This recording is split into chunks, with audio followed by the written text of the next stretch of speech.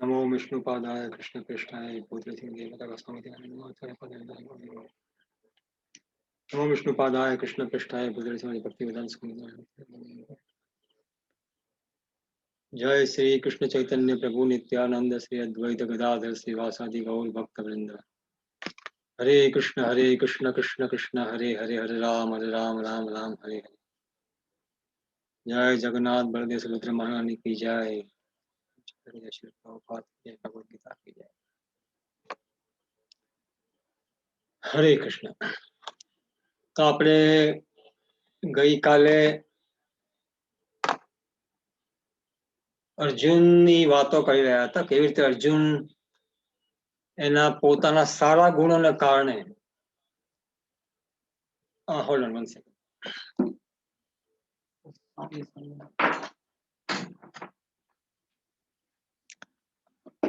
સારા ગુણોને કારણે એને જે પીડા થઈ રહી હતી કે આ લોકોને મારે મારવા પડશે, એ લોકોને ખબર નથી અને શા માટે યુદ્ધ કરે છે, એટલે ઘણા વિચારો અર્જુનના મનમાં આવી રહ્યા છે. અને પ્રભુપાદજી કહે છે કે આ છે એ અર્જુન જેવા ભક્તને માટે બહુ સામાન્ય છે. સામાન્ય means normal behaviour, expected behaviour, કે ભક્તો આવી રીતે કરુણા એ લોકોના મનમાં આવે છે. So Prabhupada is quoting one beautiful verse from Bhagavatam. Prabhupada ji એક શ્રીમદ ભાગવતમાંથી 28 નંબરના શ્લોકમાં જે આપણે વાંચ્યું ત્યારે એના જે તાત્પર્યમાં એટલે પ્રભુપાદજી એક બહુ સરસ શ્લોક કોટ કરે છે ભાગવતમમાંથી. એ આપણે ગઈકાલે નહીં વંચાયેલો કારણ કે પરપોટમાં છે, હું વાંચી લઉં છું. યસ્યાસ્તિ ભક્તિ ભગવતી અકિંચના સર્વે ગુણે તત્ર સમાસતે સુરા હરાવ ભક્તસ્ય કુતો મહદ્ગુણા મનોરથેના સતી ધાવતો બહી.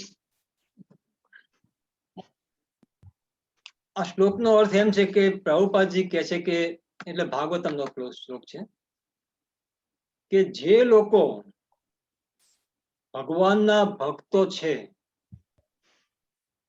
એમનામાં દેવતાઓના ગુણો હોય છે કે આવી જ જાય છે ઓટોમેટિકલી. ઇનફેક્ટ એટલા માટે જ એમને સુરા અને અસુરા, જે લોકો ભગવાનના ભક્તો નથી એને અસુરા કહેવાય છે, પણ સુરા જે દેવતાઓના ગુણ છે એ ભગવાનના ભક્તોમાં હોય છે. આ શ્લોકનો અર્થ એવો છે. અને બીજી લાઈન જે છે કે હરા ભક્તો કુતો મહદ ગુણા, કે જે લોકો ભગવાનના અભક્ત છે, જે લોકો ભગવાનના ભક્ત નથી, એ લોકોમાં ગમે તેવા ગુણો હોવા છતાં ભૌતિક દ્રષ્ટિએ એનું કઈ ખાસ મૂલ્ય નથી. કારણ કે એ જે ગુણો છે મનોરથ, ખાલી જે મનના જે સ્પેક્યુલેશન્સ, જે મનમાંથી આવતી ઈચ્છાઓ હોય, મનની જે ધારણાઓ હોય, એને લઈને આ ગુણો દેખાઈ રહ્યા હોય છે. પણ આધ્યાત્મિકતાની દ્રષ્ટિએ કે પછી in the real sense of the term કે ચલો ભાઈ what is the valuable thing, એ દ્રષ્ટિએ જોતા એ ગુણોનો કોઈ જ મહત્વ નથી. ફોર એક્ઝામ્પલ, આજકાલ અમુક લોકો છે બહુ મોટો ક્રિકેટર બન્યો હોય કે બહુ મોટો ફૂટબોલ પ્લેયર બની ગયો હોય કે પછી બહુ મોટો ફિલોસોફર બની ગયો હોય કે પછી ચેસ છે, કોઈ પણ હોય, એ જે ગુણો છે એનો આ જન્મના મૃત્યુ પછી અર્થ ક્યાં છે? બીજા જન્મમાં કઈ નહીં થાય. અને જે લોકોની જે ફિલોસોફી છે, માનો કોઈ મોટો ફિલોસોફર તત્વજ્ઞાની હોય, એમના પણ એની જે વાતો હોય છે એ વાતોનું પણ મહત્વ નથી. કારણ કે જ્યાં સુધી ભગવાનની વાતો આપણે સમજીએ નહીં, લિંક ન કરીએ, જે યોગ ન કરીએ ભગવાન સાથે, તો ભૌતિક જગતની બધી જ સિદ્ધિઓ ગમે એટલી મોટી શા માટે ન હોય એનો નાશ થઈ જાય છે. એ ગુણોનો કોઈ લાભ નથી હકીકતમાં. ક્ષણભંગુર થોડા સમય માટે દેખાય છે, હા કેટલું સરસ કર્યું, બહુ મોટો થઈ ગયો, કેટલો હોશિયાર, કેટલો ચપળ, કેટલો આ છે તે છે, કેટલો ધનવાન, કેટલો first number in the world. પણ કેટલા લોકો ફર્સ્ટ નંબર આવીને કેટલા લોકો જતા રહ્યા કોઈને યાદ પણ નથી. હજારો લાખો વર્ષો જતા રહ્યા અને લાખો યુગો પણ જતા રહ્યા છે, કેટલા કળિયુગ જતા રહ્યા, કેટલા સતયુગ જતા રહ્યા. તો એમાં આપણને ક્યાં યાદ છે કે ભાઈ 50,000 years પહેલા કોણ દુનિયાનો સૌથી મોટો ધનવાન વ્યક્તિ હતો, કે કોણ સૌથી મોટો ગમે તે હતો. એટલે એ ગુણોનો કોઈ જ મહત્વ શાશ્વતની દ્રષ્ટિએ નથી. તમને યાદ હશે એક સ્ટોરી છે મૃગારીની. એ પણ બતાવે છે કે જ્યારે ભગવાનનો કોઈ ભક્ત બને એનામાં દેવતાના બધા જ ગુણો ઓટોમેટિકલી આવી જાય છે. જે મૃગારી હતો, મૃગારી જે પ્રાણીઓને મારતો, શિકારી કહેવાય, શિકારી, મૃગારી. તો એક વખત નારદ મુનિ રસ્તામાં જતી વખતે એમણે જોયું કે એક પ્રાણી અડધું મરેલું પડેલું, બહુ પીડાતું હતું, પગ અડધા કપાયેલા, એનું મૃત્યુ નહીં થયેલું, બસ એવી રીતે મારવામાં આવેલું કે એ મૃત્યુ ન થાય પણ પીડાય. એટલે નેચરલી એક ભક્ત છે મહાન નારદ મુનિ, ભગવાનના દૂત છે, તો એમને બહુ છે કે આવું કોણે કર્યું આવી રીતે. આગળ વધ્યા, બીજું પ્રાણી જોયું, ત્રીજું પ્રાણી જોયું, બધા 3 પ્રાણીઓ હતા એ અડધા મારેલા હતા. એટલે નારદ મુનિ કે આ કોણ આવું છે?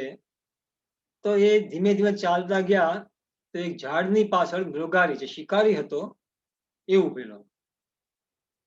હવે જ્યારે સામે ગયા એટલે જે બીજા પ્રાણીઓ હતા જેને મારવા માટે છુપાઈને ઉભેલો, એ પ્રાણીઓ નારદ મુનિને જોઈને અને એમને જોઈને સાથે જોઈને ભાગી ગયા. એટલે પેલો શિકારી નારદ મુનિ પર ગુસ્સે થઈ ગયો અને એમને કંઈક ખરાબ કહેવા માટે તત્પર હતો, પણ નારદ મુનિ જે હતું વ્યક્તિત્વ, એમનો ભક્તિનો પ્રભાવ જે હતો એને જોઈને એ મૃગારી કંઈ બોલી ન શક્યો અને પ્રણામ કર્યા કે તમે આ રસ્તા પર આવ્યો છો, ક્યાંથી આવ્યો છો? આ તો બહુ જંગલ, બહુ ભયંકર જગ્યા છે. અને પછી જણાવ્યું પણ ખરું કે તમે આવ્યા તો બધા પ્રાણીઓ અહીંથી ભાગી ગયા, હવે શું કરવું છે? તો નારદ મુનિએ કીધું કે હું તને એક વાત પૂછવા આવ્યો છું. શું વાત છે? આ પ્રાણીઓ તે મારેલા છે? શિકારી કે હા મેં મારેલા છે. હજુ મર્યા નથી, પણ તમારે શું જોવે છે? તમારે જે જોતો તો આપું. તમારે ગમે કોઈ મૃગચર્મ તમારે જોવે છે, તમારે આ જોવે છે, તે જોવે છે. એટલે પોતાની પ્રમાણે એમની સેવા કરવા માટે એ કંઈ બોલવા લાગ્યો. તે નારદ મુનિએ કીધું કે મને કંઈ જોતું નથી, પણ મને એક વાત તને કરવી છે અને તું મારી વાત માનજે. તે મૃગારી કે તમે બોલો, શું વાત છે? તે કે તું પ્રાણીઓને આવી રીતે અડધા મારવાનું મૂકી દે. તારે મારવા જ હોય, તારા મીન્સ એમની જે શિકારી જે ધર્મ છે, શિકારી મીન્સ એ લોકોનું જે લેવલ બહુ નીચું હોય, જેમ માનો કે પશુઓ કોઈ પશુને મારે, મેં વાત આગે આપણે કરેલી, એ લોકોને પાપ ન થતું હોય. એવી રીતે જે લોકોની ચેતના બહુ જ નીચી છે, પશુ જેવી છે, જંગલી પશુઓ જેવી, એ લોકોને પાપ થોડું ઓછું થતું હોય, એ લોકો ભોગવે પણ એવી રીતે. તો એમણે કીધું નારદ મુનિએ કે તું જે રીતે મારે છે એ તું મારવા હોય તો એને પૂરેપૂરા મારી કાઢ, કારણ કે નહીં મારવાથી એમની પીડા બહુ જ વધે છે અને એનું પાપ તને લાગશે. જે મારે છે એનું પાપ તને લાગશે જ, પણ આ છે એડિશનલ સીન. કદાચ ઓછું લાગશે, માનો કોઈ સજ્જન વ્યક્તિ હોય, કોઈ બ્રાહ્મણ હોય, કોઈ એવી રીતના વ્યક્તિ હોય જે સંસ્કારી હોય, એ લોકો માર્યું હોય તો એ લોકોને પાપ બહુ જ લાગે. પણ જંગલી શિકારીઓ કોઈને પશુને માર્યું હોય તો એનું પાપ ઓછું હોય છે. તો મુરગારી કે પણ મને તો મારા પિતાએ આવું જ શીખવાડેલું, અને હું જ્યારે આવી રીતે મારું છું અને જ્યારે પશુઓને પીડા જોઉં છું મને આનંદ થાય છે. તો નારદ મુનિએ કીધું કે એને સમજાવ્યું, ટૂંકમાં સમજાવ્યું કે આ પીડાથી આમ થાય, તને બહુ પાપ લાગશે, તારે આવી રીતે તારે પીડાવવું પડશે, જેટલા પ્રાણીઓ તું મારે બધા પ્રાણીઓ તને એક પછી એક મારશે, અને બધું સમજાવ્યું. પછી એ મૃગારીને થોડી ચિંતા થવા માંડી. એને કીધું કે તો પછી હું શું કરું, આમાંથી કઈ રીતે મારે મુક્તિ પામી શકાય, અને એને એમની શિખામણ માંગી. તો નારદ મુનિએ કીધું કે તું મારી વાત માન તો હું તને આમાંથી છુટકારો અપાવીશ. એમનું શરણ લીધું, અને પછી નારદ મુનિ એનું જો જ્ઞાન આપ્યું, ભક્તિ શીખવાડી, શું ભગવાનનું નામ કેવી રીતે કરવું. એને કીધું કે તું અહીંયા રહેજે, તું પહેલો જા, તારે ઘરે જા, અને સૌથી પહેલા આ તારું બાણ ધનુષ્ય મૂકી દે. તો મૃગારી કે પણ હું મૂકી દઉં, મને ખવડાવશે કોણ, મારું ફેમિલી છે. નારદ મુનિ કે એની ચિંતા તું નહીં કર, એ હું જોઈ લઈશ. એને બાણ પેલું મૂક્યું, જઈને સ્નાન કર્યું, એને સમજાવ્યું કે તું આવી રીતે સ્નાન કર, તુલસીની પૂજા કરજે, તુલસી પૂજા સમજાવી, કેવી રીતે હરિનામ કરવું સમજાવ્યું, અને કીધું કે તું આ કર્યા કર, હું તને ખાવાનું મોકલાવીશ, અને તું બસ બીજું કઈ પાપ નહીં કર. એવી રીતે લોકો જીવન શરૂ કર્યું. અને આજુબાજુના લોકો એ સાંભળ્યું કે આ તો શિકારી એટલો પાપી, જેનું લાલ લાલ આંખો અને આંખો બહુ દેખાવો ભયંકર વ્યક્તિ હતો, એ વૈષ્ણવ બની ગયો, ભક્ત બની ગયો. અને એનું જે બોલવાની સ્ટાઇલ છે, ચાલવાની, બધું જ એકદમ ફરવા માંડ્યું. પછી નારદ મુનિ એમને બધું ખાવાનું મોકલાવતા, તો એ ખાય જેટલું એને જોવે એટલું રાખતા, બાકી બધું આપી દેતા. એટલે એકદમ એના બધા ગુણો બહુ જ વધવા માંડ્યા. થોડા વખત પછી નારદ મુનિ એમના મિત્ર પર્વત મુનિ સાથે મૃગારીને દર્શન આપવા માટે આવ્યા. જ્યારે આવ્યા ત્યારે શિકારી જેને જોયા, ત્યારે એમને જઈને પ્રણામ કરવા માટે આગળ તો વધ્યો, પણ એ ચાલતી વખતે થોડો અનકમ્ફર્ટેબલ, એને બરાબર ચાલી નહીં રહ્યો હતો, અને એના કપડાથી રસ્તો સાફ કરતો હતો, કારણ કે રસ્તા પર ઘણી કીડીઓ હતી. કીડીઓથી એને કઈ વાંધો નહોતો, એ શિકારી હતો, જંગલમાં ટેવાયેલો હતો, પણ એને ચિંતા હતી કે હું જો પ્રણામ કરું તો કીડીઓ મરી જશે. એ જોઈને નારદ મુનિ અને પર્વત મુનિ બહુ જ ખુશ થયા. અને પછી પર્વત મુનિએ નારદ મુનિને કીધું તમે કેટલા મહાન ભક્ત છો, તમારી કૃપાથી આ વ્યક્તિ જે આવો હતો, જે પશુઓને હત્યા તો કરતો પણ અડધી હત્યા કરતો, જેને પીડાઓ જોઈને આનંદ પામતો, શિકારી, એ વ્યક્તિ આજે ખાલી કીડીઓને ન મરવા માટે રસ્તો સાફ કર્યા પછી પ્રણામ કરે છે. એટલે એક ઉદાહરણ આપેલું છે કે, અને આ હકીકત છે, ઉદાહરણ છે, હકીકતોમાં ઉદાહરણ આપેલા છે. ભાગવતમમાં કે આપણા સ્ક્રિપ્ચરમાં જે ઉદાહરણ હોય એ પણ હકીકત હોય છે, અને જો હકીકત ન હોય તો લખેલું હોય છે કે આ છે એક ઉદાહરણ માત્ર છે, કાલ્પનિક કથા છે, બાકી બધા જ હકીકતો છે. એટલે આ જે ગુણો જે છે ખાલી ભગવાનની ભક્તિ કરવાથી ઓટોમેટિકલી એમાં આવી ગયેલા દેવતાઓના ગુણો. અહીંયા અર્જુન ના ગુણો દેવતા જેવા છે, પણ એ જે યોગ માયાને કારણે જે સામાન્ય વ્યક્તિ તરીકે બિહેવ કરવા માંડ્યો છે કે આ લોકોને મારી શું થશે, આ તે છે. ધર્મની એ પોતે ક્ષત્રિય છે, પણ વાતો કરે છે હું જંગલમાં જતો રહું, આપણે પછી વાંચીશું, હા હું જંગલમાં જઉં, એ લોકોને મને મારવા દો, કઈ વાંધો નહીં. કહે છે કે મારું શરીર ધ્રુજવા માંડ્યું છે. અર્જુન કહે છે કે મારું શરીર ધ્રુજે છે અને મારા હાથમાંથી શસ્ત્રો પડવા માંડ્યા છે ને એવું બધું કહે છે અર્જુન. પ્રભુપાદજી એક વાત ત્યાં કરે છે કે આ જે ધ્રુજારીની વાત જે છે કે ધ્રુજે છે કે ટ્રેમ્બલિંગ કે પછી એના વાળ છે રૂવાડા ઉભા થઈ રહ્યા છે એમ અર્જુન કહે છે. આ જે ચિહ્નો છે ચિહ્નો જે છે ચિહ્નો જે છે એ ચિહ્ન આધ્યાત્મિકતામાં જ્યારે આપણે આગળ વધીએ ભક્તિમાં ત્યારે પણ જોઈ શકાય. પણ એ ચિહ્ન અને આ ચિહ્ન બહુ જ ફેર છે.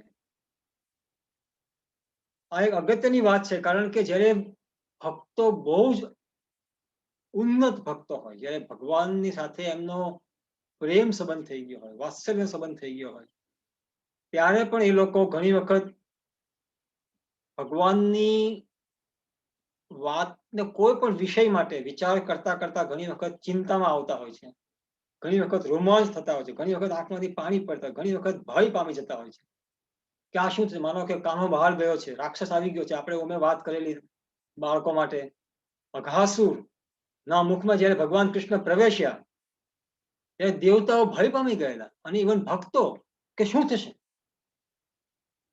યશોદામય જ્યારે ભગવાન કૃષ્ણ જોયા કાલિય નાગ ઉપર નંદ મહારાજ એ લોકો ત્યારે લોકો ભય પામી ગયેલા કે આ શું થશે એનું. એટલે આ જે છે આધ્યાત્મિક ચિહ્નો છે.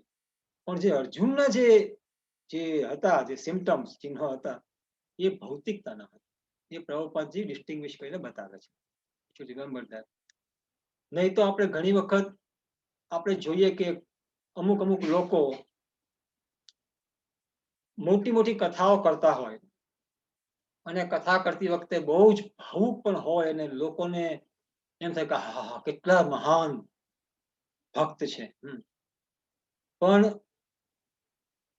ઘણી વખત એવું હોય કે જે લાગણીઓ આવી જતી હોય એ ભૌતિકતાની સાથે સંબંધિત હોય, 3 ગુણોથી વ્યક્ત હોય. જનરલી, નોટ ઘણી વખત, mostly, all of the time, unless the devotees are pure ડિવોટીઝ.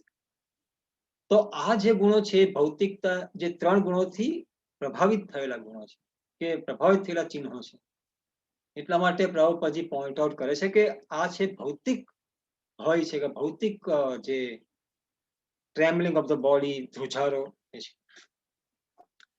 એક બીજી વાત આપણે ગઈકાલે થોડું રહી ગયેલું, આપણે બીજી વાત કરીએ એટલા માટે કે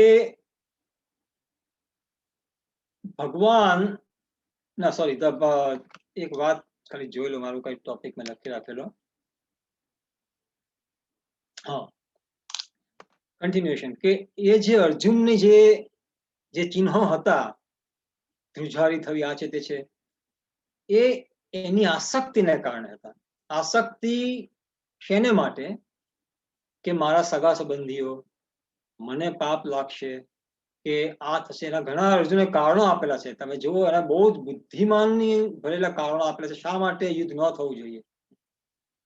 એ બધા જ કારણો વેલિડ છે.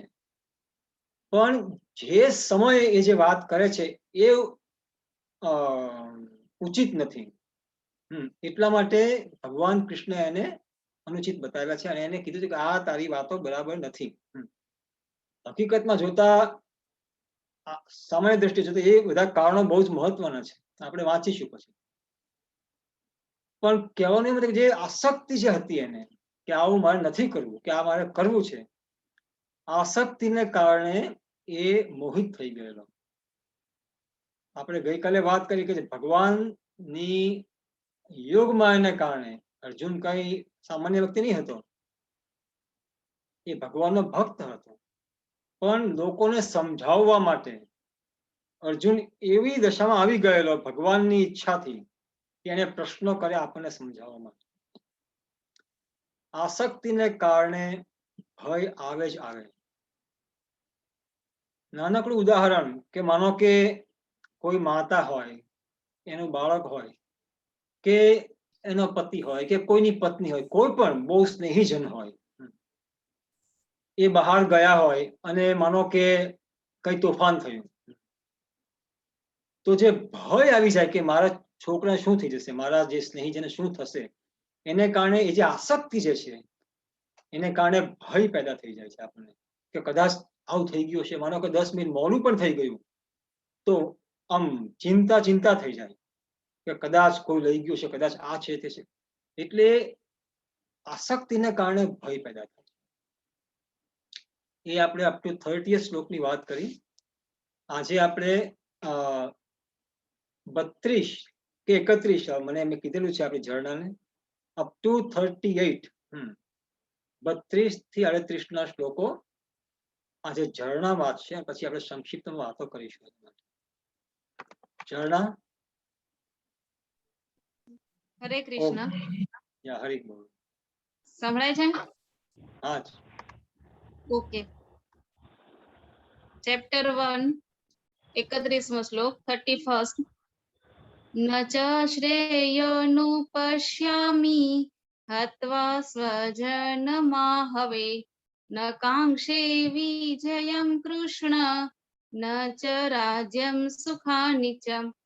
આ યુદ્ધમાં મારા પોતાના જ સ્વજનોને હણવાથી કોઈ કલ્યાણ કેવી રીતે પ્રાપ્ત થઈ શકે એ હું જોઈ શકતો નથી.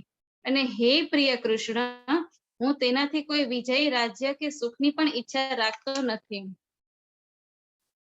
કિમ નો રાજ્ય ન ગોવિંદ કિમ ભોર્ગે જીવતે નવા યેષામર્થે કાંક્ષિતમ નો રાજ્યમ ભોગા સુખાનિ ચ.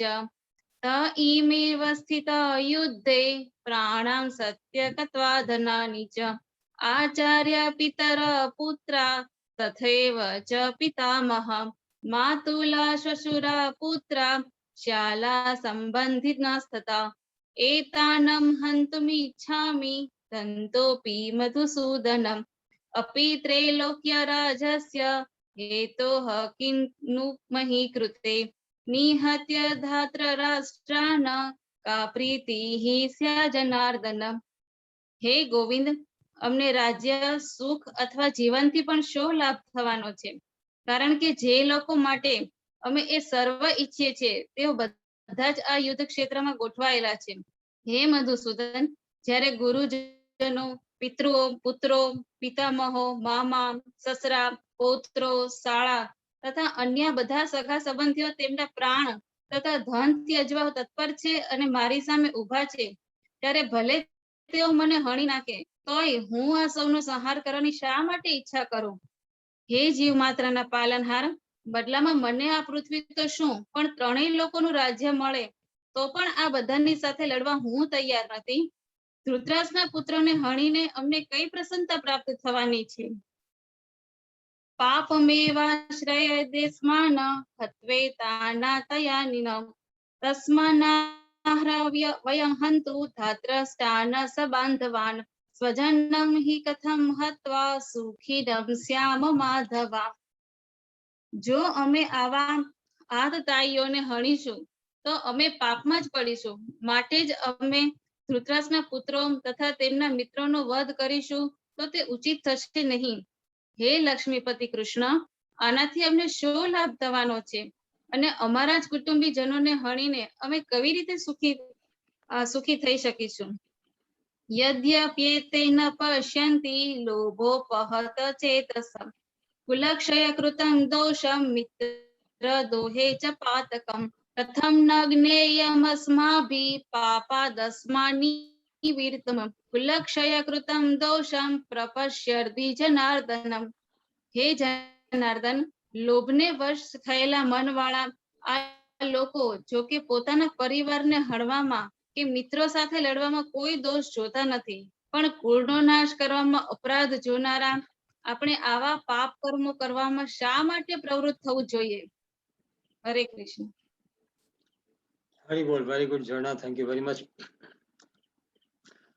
તો આપણે જોઈએ કે અર્જુન એ જ કયા કરે છે, નથી યુદ્ધ કરવું. એ લોકો મારા સંબંધીઓ છે. આટલું બધું જાણતા હોવા છતાં યુદ્ધમાં આવી ગયા આપણે લડાઈ કરવા માટે. એટલે અર્જુનને વિચાર આવે છે કે આ જે પાપ થવાના છે, જે બોલે છે પાપ થશે, એ લોકોને પણ ખબર તો હશે જ ને કે આ બધા લોકો મરશે, હત્યાઓ થશે, લોહીની નદીઓ વહેશે, પણ છતાં એ લોકો અહીંયા રેડી છે યુદ્ધ કરવા માટે. અને જોઈને અર્જુનને પેલી ઘૃણા થાય છે. Actually ઘૃણા મીન્સ કે દયા, કે આ લોકોને ખબર નથી કે શું થવાનું છે. તો અર્જુન વિચારે છે કે આ લોકોને ખબર ન હોય તો જવા દો, પણ મને તો ખબર છે ને. Why should I follow wrong example? એ લોકોને કરવું હોય તો કરવા દો, હું યુદ્ધ નહીં કરું.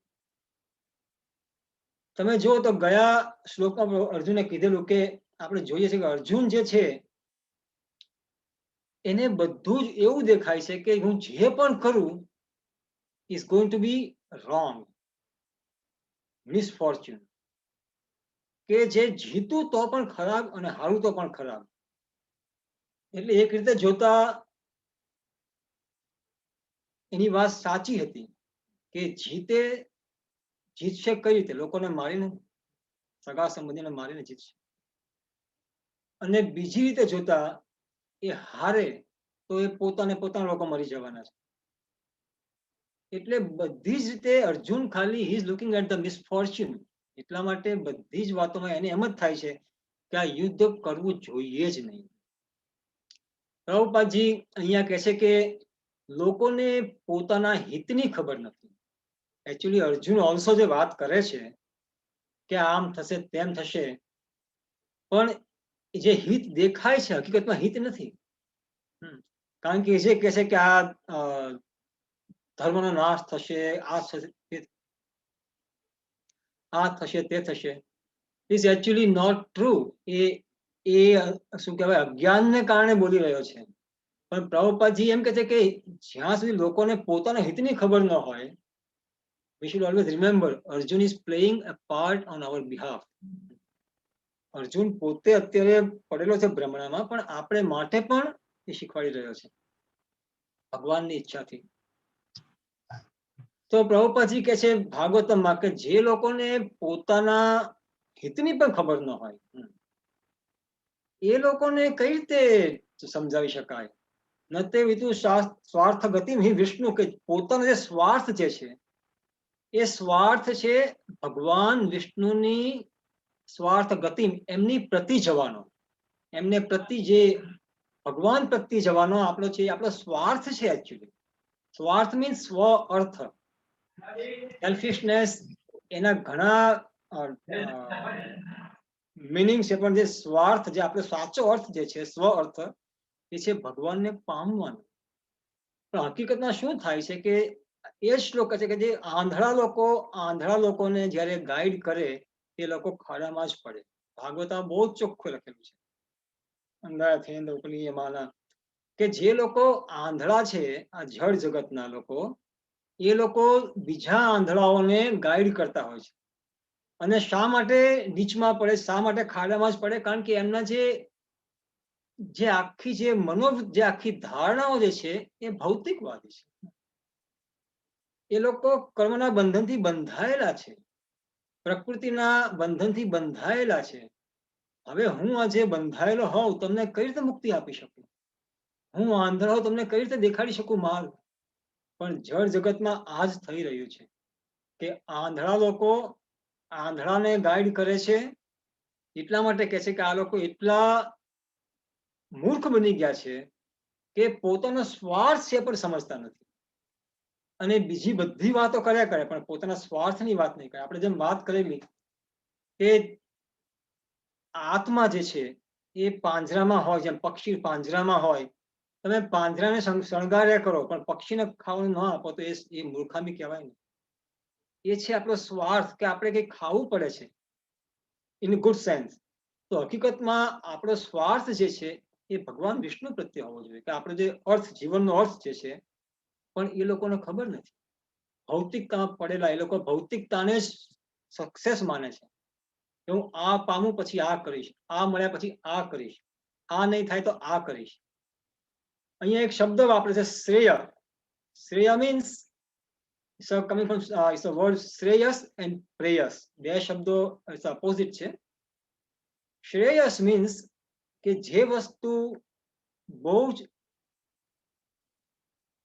શરૂઆતમાં કષ્ટદાયક હોય, પણ એનો અંત જે છે એ બહુ જ મધુર હોય. અને પ્રેયસ મીન્સ જે વસ્તુ શરૂઆતમાં બહુ સારી લાગે, હા this is the best thing, આ જ કરવું છે બસ, પણ એ કરવાથી અંતમાં એ તમને નિરાશા આપે કે તમને પાડી દે. તો શ્રેયસ જે છે, ફોર એક્ઝામ્પલ માનો કે બાળકો હોય કે ઇવન યુવાનો હોય કે ગમે તે હોય, સોશિયલ મીડિયા કે ગેમ્સ કે પછી કોઈ પણ મૂવીઝ કે બહુ સરસ લાગે જોતા કે હા બહુ વેરી ગુડ, હા ગો ફોર ઇટ. મૂવી હોય કે ગમે તેમાં બહુ સરસ લાગતું હોય છે, બરાબર છે. માનો કે કોઈને કંઈ ખાવાની ટેવ હોય, ખરાબ ખાવાની ટેવ હોય, કે કોઈ છોકરાઓને ભણવાનું ન ગમતું હોય, એને નથી જોવું, એ સરસ લાગતું હોય, પણ જો એ કષ્ટ લેશે, થોડી તકલીફ લેશે, તો ભવિષ્યમાં એ આગળ આવી શકે, ભણી ગણીને મોટા થઈ શકે, કે લોકોને સહાય કરી શકે. એ છે શ્રેયસ. અને પ્રેયસ means beginning, okay fine, everything is good, and પછી ભણ્યા ગણ્યા નહીં, અને પછી આખો જીવનમાં તકલીફ પડે કરી. એટલે શ્રેયસ અને પ્રેયસ આપણે ધ્યાનમાં રાખવા. કોઈ વસ્તુ બહુ શરૂઆતમાં સારી લાગતી હોય, નાનપણમાં કે યુવાનીમાં, પણ પછી ખબર પડે કે આ વસ્તુ ખોટી હતી, તો એ ધ્યાનમાં. ઘણી વસ્તુઓ આપણને શરૂઆતમાં કઠિન લાગે, પણ હકીકતમાં સારી હોય. એ પણ we should understand from this verse. Already 10:05, so હજુ થોડું બાકી છે આજના શ્લોકોમાંથી. હું જોઈ લઉં, મને 2-3 મિનિટ જલ્દી પતાવી દઉં તો થઈ જાય આ બધા શ્લોકો. ભગવાને okay, I think it's too much, 1:30. Okay, will talk tomorrow. તો પોમ કેટલા વાગ્યા અત્યારે ભાઈ તારી ઘડિયાળમાં? અત્યારે એમ તો 3 મિનિટ આ મીટિંગ ને બાકી છે, એટલે આપણે મીટિંગ એન્ડ કરીશું અને ત્યારબાદ પાછા બધા જોઈન કરજો, અને ત્યારબાદ જગન્નાથ અષ્ટકમ અને પછી નરસિંહ મહારથી આપણે સ્ટાર્ટ કરીશું. તો હું બધાને વિનંતી કરું છું. જગન્નાથ અષ્ટકમ તમને ખ્યાલ છે આપણે 7 દિવસ ગાવાનું છે મિનિમમ. 7 દિવસ at least. I am not going to extend it, પણ 7 દિવસની રિક્વેસ્ટ છે કે બધા સાથે ગાઓ જગન્નાથ અષ્ટકમ. ઇસ્કોનના બધા મંદિરોમાં જગન્નાથના ભક્તો બધી દુનિયામાં આ 7 દિવસ જગન્નાથ અષ્ટકમ ગાય છે દરરોજ, તો આપણે પણ ગાઈએ. તો પ્લીઝ પાછા આવજો અને આપણે કીર્તન કરીશું. હરે કૃષ્ણ કૃષ્ણ કૃષ્ણ હરે હરે, રામ રામ રામ રામ. ભગવદ ગીતા કી જય. આજે જ આ મીટિંગને જોઈન કરજો. હરે કૃષ્ણ.